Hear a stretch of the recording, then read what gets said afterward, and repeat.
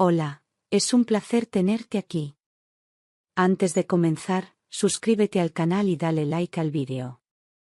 En la sala del Juzgado de Familia de Madrid, el aire estaba denso, como si todos esperaran un desenlace que aún nadie conocía. Entonces, mi marido, con esa soberbia que lo había convertido en un extraño, se inclinó hacia el micrófono y escupió la frase que me atravesó como un cuchillo: buena suerte para no morirte de hambre sin mí. Hubo un silencio inmediato, apenas roto por el tecleo de la secretaria judicial. Yo me quedé inmóvil, la sangre me quemaba por dentro, pero me negué a bajar la mirada. Sentí las miradas de todos sobre mí, como si esperaran que me derrumbara.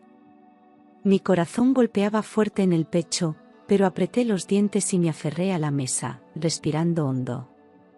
Sabía que aquel insulto no era solo para mí, era también para humillarme frente a la jueza, frente a los abogados, frente incluso a mis propios hijos que, aunque no estaban presentes, serían las víctimas indirectas de esa frase cruel.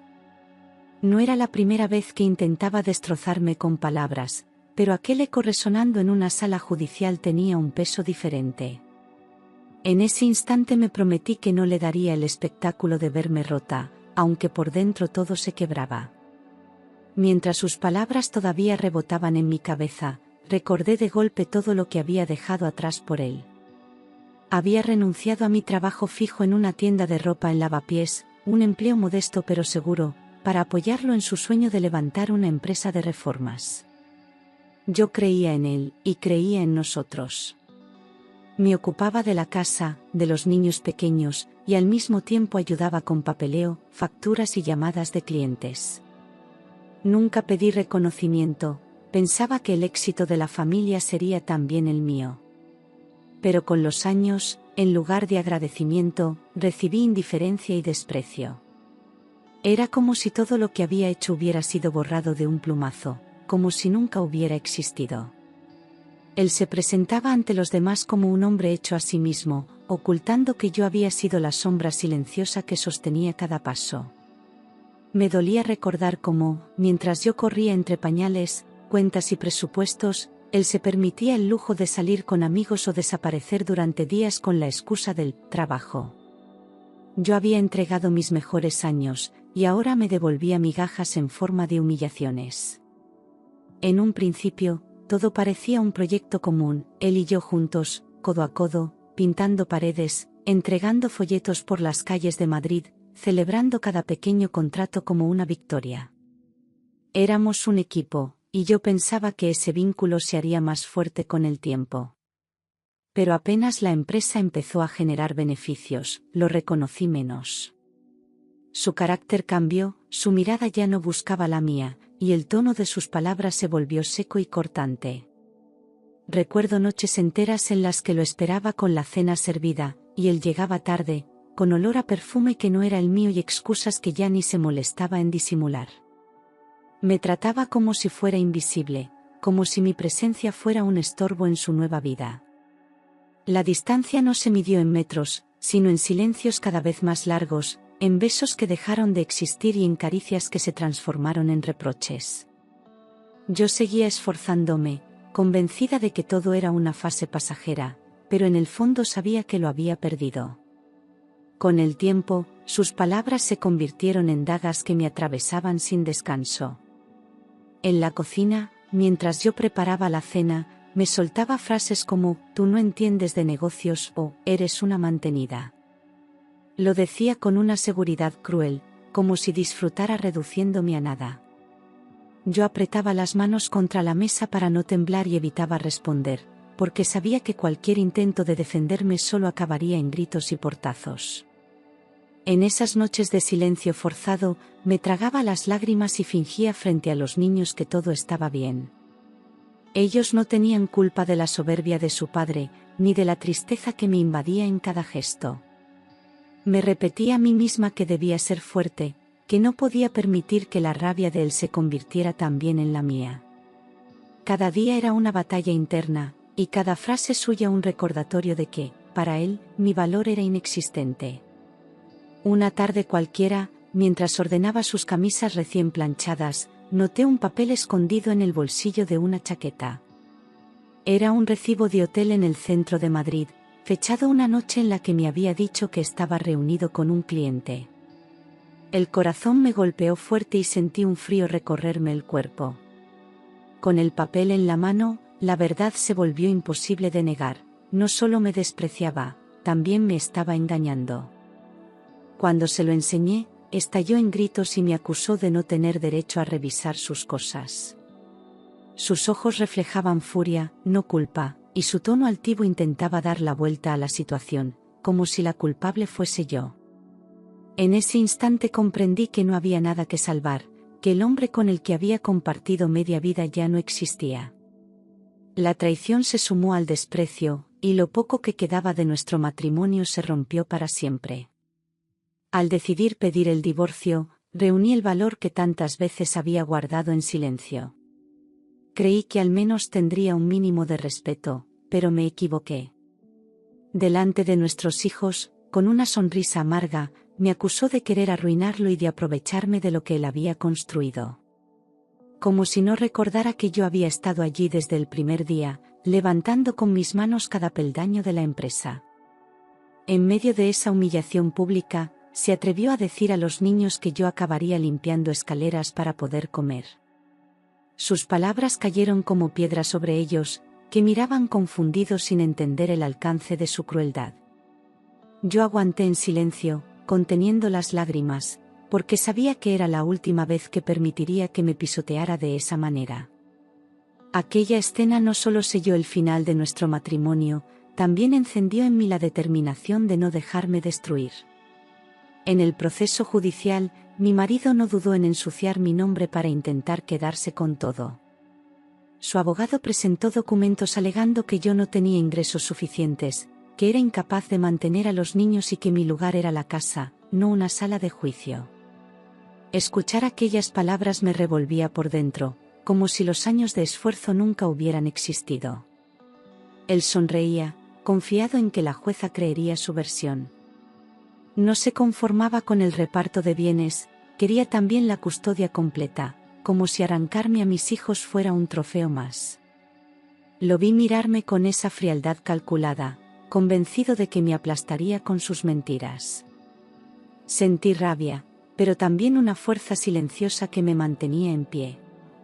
Sabía que la verdad estaba de mi lado, aunque aún no había mostrado todas mis cartas.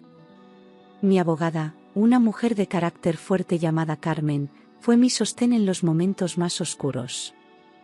Me miraba a los ojos y me repetía que no debía precipitarme, que esperara el momento adecuado para dar el golpe.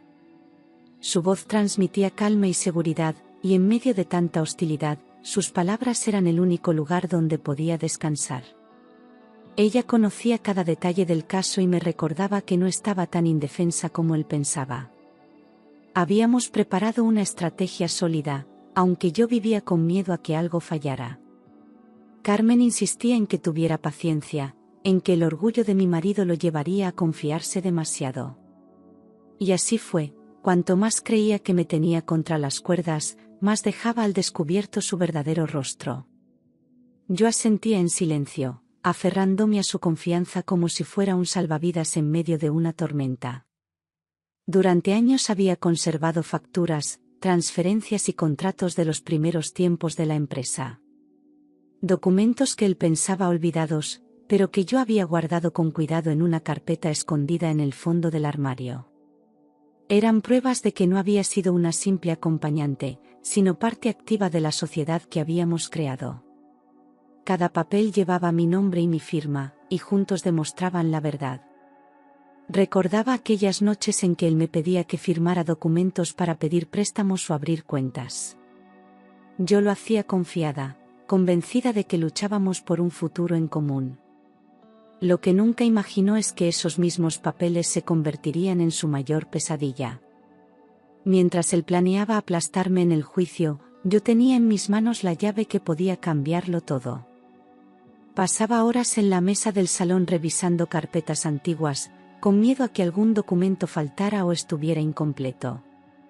El silencio de la madrugada se llenaba con el crujido de las hojas y el tic-tac del reloj, mientras mis hijos dormían ajenos a mi desvelo.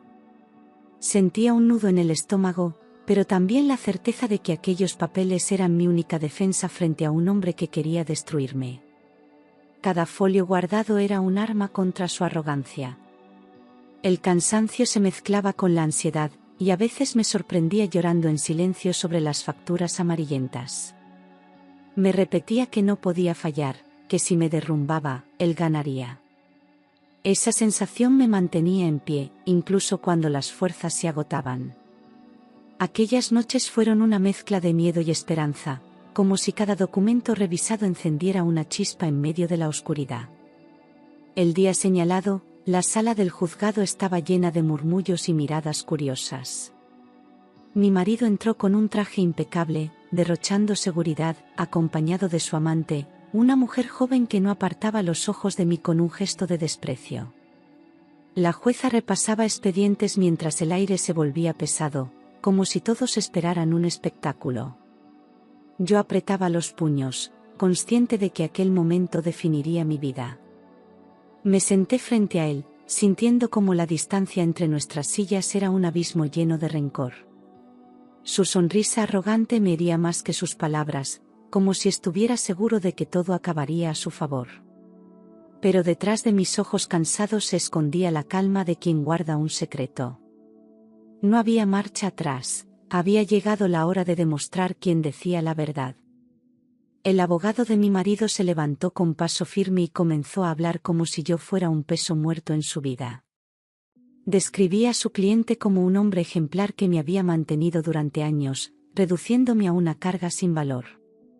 Cada frase era un golpe seco contra mi dignidad, y yo me mordía los labios para no interrumpir.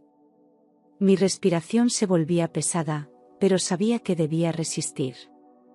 Escuchaba cómo manipulaba la realidad, borrando de un plumazo mi esfuerzo y mi entrega durante décadas. Me vi reflejada en las caras del público, algunas llenas de compasión, otras de indiferencia. El corazón me latía desbocado, pero no derramé una lágrima. Aguanté el dolor en silencio, convencida de que mi turno llegaría y de que entonces todo cambiaría. De pronto, mi marido se inclinó hacia el micrófono y lanzó con voz firme la frase que desgarró la sala: «Buena suerte para no morirte de hambre sin mí». El eco retumbó en las paredes, y por un instante nadie se atrevió a respirar. Sentí como si me hubieran despojado de todo frente a desconocidos, reducida a una mujer sin valor. La humillación era pública y calculada, un golpe bajo en el lugar donde más dolía. Las miradas se dirigieron hacia mí, esperando quizás un llanto o una rabieta, pero me mantuve inmóvil. Mi garganta ardía, y mis manos se aferraban a la mesa como si fueran mi única ancla. El silencio se volvió insoportable, cargado de tensión y de juicio invisible. Fue entonces cuando entendí que no podía dejarme vencer por su crueldad, que tenía que demostrar que aún me quedaba dignidad. Respiré hondo, dejando que el aire llenara mis pulmones y calmara el temblor de mi cuerpo. No respondí al insulto, ni le di el gusto de verme herida. Con movimientos lentos, abrí mi bolso bajo la atenta mirada de todos. Parecía un gesto insignificante, pero llevaba dentro la fuerza de años de silencio y de papeles guardados en secreto. Cada segundo de aquel acto se convirtió en un desafío. Él me observaba con desdén, creyendo que era otro de mis gestos inútiles. La jueza arqueó las cejas, intrigada por mi serenidad inesperada. La sala entera contenía la respiración, como si lo que estaba a punto de hacer pudiera cambiar el rumbo de todo. Mi calma no era debilidad, era estrategia. Por primera vez en mucho tiempo, tenía el control de la escena. De mi bolso saqué una carpeta manila, algo gastada por los años, pero intacta en su interior. Mis manos temblaban, aunque mi voz sonó firme cuando la coloqué sobre la mesa frente a la jueza. La joven amante sonrió con burla, convencida de que aquello sería un ridículo intento de salvar mi orgullo. Pero yo sabía que en esas hojas se escondía la verdad que él había intentado sepultar.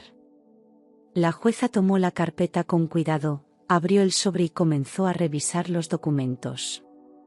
El sonido del papel al deslizarse en sus dedos llenó el silencio de la sala. Vi cómo mi marido se removía inquieto en la silla, incapaz de mantener la misma seguridad de antes. Yo, en cambio, por primera vez en años, me sentí fuerte. Aquella carpeta era mi voz, mi defensa y mi justicia. Cuando la carpeta quedó sobre la mesa, la sala entera se volcó hacia mí. La jueza me observaba con atención, mi marido se inclinó hacia adelante con el ceño fruncido y su amante sonrió con ironía, convencida de que era una torpeza más. Yo, sin embargo, mantuve la calma y apoyé las manos sobre el regazo para ocultar el temblor. Era un instante decisivo, y lo sentía en cada latido. El murmullo del público se apagó, como si todos aguardaran a que se revelara el contenido de aquel sobre. Mis ojos se fijaron en la jueza, evitando mirar a mi marido, que me lanzaba miradas de odio contenidas. Podía sentir su impaciencia, su necesidad de adelantarse, pero se obligaba a guardar silencio. Yo sabía que el tiempo jugaba a mi favor y que aquella espera lo estaba destrozando por dentro. La jueza abrió la carpeta y fue sacando los documentos uno a uno, con gesto serio y concentrado. En sus manos estaban contratos firmados por mi marido donde reconocía mi participación del 50% en la sociedad que habíamos fundado juntos. El silencio se volvió aún más denso, como si cada palabra escrita en esos papeles pesara toneladas. Mi respiración era contenida, pero mi interior ardía de fuerza. Mientras la jueza leía en voz alta, yo sentí un escalofrío recorrerme. Cada frase pronunciada era un recordatorio de que no era la mujer dependiente que él describía, sino copropietaria legal de todo lo que presumía como suyo. Vi cómo algunos asistentes se miraban entre sí sorprendidos, y cómo el rostro de mi marido empezaba a perder color. Aquella verdad, enterrada durante años, por fin salía a la luz. Los documentos eran de los primeros años de la empresa, cuando aún éramos un matrimonio unido y él necesitaba mi apoyo para todo. Recordé cómo me pedía que firmara papeles para conseguir préstamos, abrir cuentas y cerrar acuerdos con proveedores. Yo lo hacía sin dudar, convencida de que luchábamos juntos por un futuro compartido. Ahora, esas firmas se habían convertido en la prueba que lo dejaba al descubierto. Cada sello, cada fecha y cada rúbrica eran un testimonio de mi participación en su mundo, aunque él quisiera borrarme de la historia. Sentí rabia al pensar en mi ingenuidad, pero también alivio de haber guardado aquellos papeles como un tesoro. El pasado volvía para poner las cosas en su lugar, y por primera vez en mucho tiempo, no era yo quien temía lo que saldría a la luz, sino él. Cuando la jueza leyó en voz alta que yo figuraba como socia con el mismo porcentaje que él, la sala quedó en silencio absoluto. Sentí como mi corazón latía desbocado, pero mantuve el rostro sereno, sin regalarle a mi marido ni un gesto de triunfo. Él empezó a balbucear, intentando convencer a todos de que se trataba de un error, de papeles antiguos sin validez. Pero sus palabras sonaban débiles, carentes de la seguridad de antes. Vi cómo se le escapaba de las manos el control que siempre había ejercido sobre mí. Sus ojos buscaban aliados, pero ni siquiera su abogado parecía tan convencido como minutos atrás. Aquella verdad legal y sellada en registros oficiales pesaba más que cualquier mentira suya. Por primera vez, el miedo cambió de bando y yo pude respirar con la certeza de que algo grande estaba a punto de suceder. Su cara enrojeció de rabia y vergüenza al mismo tiempo, un contraste que lo hacía parecer derrotado antes de tiempo. Intentó justificarse, diciendo que esos papeles eran de otra etapa, que ya no significaban nada. Pero cuanto más hablaba, más evidente era su desesperación. Sus manos sudaban, y el brillo de su arrogancia se apagaba ante todos los presentes. El público contenía la respiración, expectante ante su derrumbe. Yo lo observaba en silencio, recordando cada insulto y cada desprecio recibido en los últimos años. No necesitaba decir nada, porque sus propios gestos lo estaban delatando. Era como ver cómo una máscara se rompía en pedazos delante de todos. El hombre altivo que me había humillado se convertía ahora en alguien pequeño, perdido y acorralado por su propia mentira.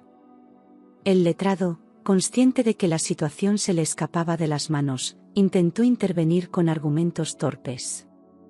Aseguró que la empresa había cambiado de estructura y que aquellos contratos ya no tenían vigencia. Sin embargo, la jueza lo interrumpió con firmeza, recordándole que los documentos estaban inscritos en el registro mercantil y eran plenamente legales. Su rostro se tensó al verse acorralado. Los asistentes murmuraban, algunos incluso esbozaban sonrisas al ver cómo el muro de mentiras se desmoronaba. Yo apreté las manos sobre mi regazo, conteniendo la emoción de ese momento. No era venganza, era justicia, y cada palabra de la jueza lo confirmaba. El abogado bajó la mirada, consciente de que su estrategia había fracasado, y mi marido quedó más solo que nunca en medio de aquella sala. La joven que lo acompañaba, aquella que había llegado con gesto altivo y mirada desafiante, comenzó a hundirse en su asiento. Intentaba disimular, pero sus ojos evitaban cruzarse con los de la gente, que ya la miraba con desprecio. El brillo de triunfo que mostraba al entrar se había apagado, y sus manos jugueteaban nerviosas con el bolso. Era evidente que la promesa de riqueza y poder que él le había vendido se desmoronaba. Yo la observé de reojo y sentí una extraña mezcla de rabia y compasión. No era más que otra pieza de su soberbia, utilizada para exhibir un poder que en realidad no tenía. Ahora descubría la fragilidad del castillo de mentiras en el que había creído. En silencio, bajó la cabeza como quien asume que la humillación pública es inevitable. El papel diamante se había convertido en un peso insoportable. Lo que había empezado como un juicio donde yo parecía la parte más débil, se transformaba en un escenario distinto. Ya no era la mujer supuestamente mantenida, sino la copropietaria legítima de lo que él presumía como suyo. Esa revelación cambió la atmósfera de la sala, y por primera vez sentí que tenía voz. Mi dignidad, tantas veces pisoteada, volvía a ponerse de pie. Los murmullos crecieron, y noté cómo algunas personas me miraban con un respeto inesperado. Yo no necesitaba levantar la voz, los papeles hablaban por mí. Mientras tanto, mi marido se removía en la silla, incapaz de recuperar la compostura. Era como si el suelo bajo sus pies se hubiera abierto de repente, y yo estaba allí, firme, demostrando que nunca había sido invisible. Después de la lectura de los documentos, la sala quedó en un silencio denso, cargado de tensión. Se oía el crujido de las sillas y los susurros ahogados de quienes no podían ocultar la sorpresa. Yo respiraba despacio, intentando controlar la emoción que me invadía, porque sabía que aún faltaba lo más difícil. Aún así, el simple hecho de haber resistido hasta ese punto ya era una victoria. La jueza me observaba con atención, valorando cada detalle de lo que había presentado.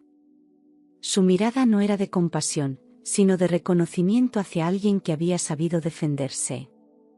Sentí que mi dignidad volvía a ocupar el lugar que me correspondía. Ese silencio, que en otro momento habría sido una condena, ahora se convertía en un escudo que me protegía de todo lo que quedaba por venir. Mi marido, incapaz de controlar su rabia, se levantó de golpe y me señaló con el dedo acusador. Su voz retumbó en la sala mientras me llamaba traidora, ladrona y desagradecida. Intentaba convencer a todos de que yo había planeado todo para dejarlo en la ruina. Cada palabra estaba cargada de veneno, pero ya no tenía la fuerza de antes. Su desesperación era evidente y los murmullos crecieron entre los presentes. Yo lo miré en silencio, con la serenidad de quien sabe que la verdad lo aplasta. No necesitaba gritar ni defenderme, porque los documentos hablaban por mí. Su figura, que antes me había parecido imponente, ahora se desmoronaba frente a todos. Su amante agachaba la cabeza y su abogado se hundía en la silla, impotente. La escena era la de un hombre que perdía el control, mientras yo recuperaba mi dignidad. La jueza, firme e implacable, golpeó la mesa con su mazo para restaurar el orden. Con voz clara, dictó que la vivienda familiar quedaba para mí y nuestros hijos, garantizando que tendríamos un techo seguro. Además, Confirmó mi derecho al 50% de los beneficios de la empresa, tal como demostraban los documentos. Cada palabra suya caía como una losa sobre mi marido, que no podía ocultar su derrota. Sentí que todo mi esfuerzo y mis noches de desvelo habían valido la pena. La jueza reconocía lo que él había intentado negar durante años, que yo había sido parte fundamental en la construcción de todo. Mis manos temblaban, pero esta vez no de miedo, sino de alivio. Era justicia, y aunque el dolor vivido no desaparecía, al menos se transformaba en respeto y verdad. Cuando escuchó la sentencia, mi marido se dejó caer en la silla como si le hubieran arrancado el aire. Sus ojos, antes llenos de soberbia, estaban ahora vacíos, incapaces de sostener la mirada de nadie. El sudor le perlaba la frente, y sus labios balbuceaban palabras sin sentido. El hombre que me había humillado tantas veces se mostraba ahora pequeño y derrotado. Vi cómo su mundo, construido sobre mentiras y arrogancia, se desmoronaba en cuestión de minutos. Ya no era el empresario triunfador, sino un hombre desnudo ante la verdad. Yo no sentí venganza, sino una calma profunda, como si al fin hubiera cerrado una herida que llevaba años abierta. En aquel instante supe que mi vida ya no giraba a su alrededor, sino hacia un futuro nuevo y libre. Me levanté despacio, recogí mi bolso y caminé hacia la puerta con la cabeza erguida. No necesitaba mirar atrás para saber que todos los ojos estaban puestos en mí. Cada paso era un recordatorio de que la dignidad no se pierde mientras una decida conservarla. Sentí como el aire frío del pasillo me acariciaba el rostro, liberándome del peso que había soportado durante años. No era venganza lo que llevaba conmigo, era la certeza de haber defendido mi verdad frente a todos. Había resistido insultos, humillaciones y traiciones, y aún así había salido en pie. La mujer que entró rota en aquel juzgado no era la misma que salía ahora. Era más fuerte, más consciente de su valor y de su capacidad para rehacer su vida desde cero. Al salir del juzgado, algunas personas se acercaron a mí con gestos de apoyo. Una mujer me tocó el hombro y me dijo en voz baja: «Has sido muy valiente». Ese reconocimiento inesperado me conmovió más que cualquier aplauso. Durante años había vivido a la sombra de un hombre que me despreciaba, y ahora la gente me veía como alguien fuerte. Era un respeto que nunca antes había sentido. Yo sonreí con timidez, agradeciendo cada palabra, cada mirada sincera. No era fama ni protagonismo lo que buscaba, sino recuperar la dignidad perdida. En ese instante comprendí que no estaba sola, que incluso desconocidos podían reconocer el valor de mantenerse firme. Era un nuevo comienzo, y la aprobación de los demás era solo un reflejo de mi propia fuerza recuperada. Esa misma tarde, mientras estaba en casa con mis hijos, recibí una llamada del banco. La voz al otro lado me confirmó que, gracias a los documentos presentados, podía acceder a las cuentas bloqueadas de la empresa. Sentí un alivio inmenso, como si una carga de toneladas se hubiera desprendido de mis hombros. Aquella llamada no solo representaba dinero, representaba seguridad y estabilidad para mis hijos. Les conté la noticia con una sonrisa emocionada, y vi cómo sus ojos brillaban al saber que no nos faltaría nada. Era la primera vez en mucho tiempo que podía darles tranquilidad real. No se trataba de riquezas, sino de la certeza de que ya no dependíamos de él. Aquella llamada fue el inicio tangible de una vida nueva, construida con esfuerzo y con justicia. Con las cuentas desbloqueadas, lo primero que hice fue asegurar la educación de mis hijos. Pagué deudas atrasadas y organicé nuestras finanzas con la calma que nunca había podido tener. Dormí aquella noche profundamente, sin el miedo constante a qué pasaría mañana. Era como si el peso de años enteros se hubiera levantado de mis hombros. Por primera vez, el futuro se sentía posible. No se trataba de lujos ni de demostrar nada a nadie, sino de tener la seguridad de que mis hijos estarían protegidos. Al verlos reír en el salón, comprendí que había merecido la pena cada desvelo y cada lágrima. El dinero no devolvía el tiempo perdido, pero sí me daba la libertad de rehacer mi camino. Y en ese silencio nocturno, sentí que la paz regresaba a mi vida. Con el paso de los días entendí que la verdadera victoria no había sido económica, sino emocional. Había recuperado mi dignidad, esa que él intentó arrebatarme con insultos y humillaciones. Mientras él se hundía en sus mentiras, yo reconstruía mi vida sobre la verdad. Era un recordatorio de que nadie tiene derecho a decidir el valor de otra persona. Esa certeza me hacía caminar erguida. Aprendí que no se trata de cuánto tienes, sino de cómo enfrentas lo que intentan quitarte. Yo había enfrentado la traición, el desprecio y la humillación, y aún así salí más fuerte. Ahora podía mirar atrás sin miedo, porque ya no era una víctima, sino una mujer libre. Esa fue mi verdadera ganancia, recuperar mi voz y mi lugar en el mundo. Cuando llegó la notificación oficial del juzgado, respiré aliviada al ver por escrito lo que ya había anunciado la jueza: uso de la vivienda para los niños y para mí, pensión alimenticia ajustada a sus ingresos y reconocimiento expreso de mi participación en la empresa. Llamé a Carmen para darle las gracias. Me dijo que todavía quedaba trabajo administrativo, pero que lo más duro ya había pasado. Colgué y me quedé un rato mirando por la ventana, dejando que el sol de la tarde entrara en el salón como una señal de vida normal que volvía poco a poco.